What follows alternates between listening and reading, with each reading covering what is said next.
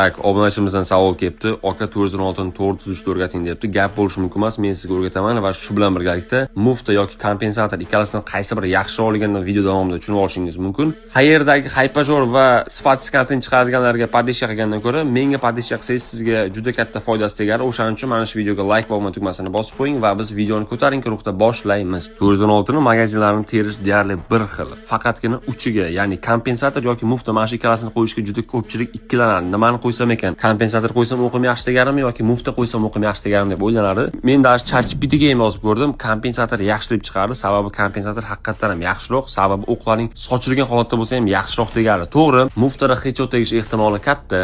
O'qlaring tekis uchib boradi, lekin harakatlaring xunukroq bo'lib qoladi. Ya'ni движение uchun unchalik yaxshi emas.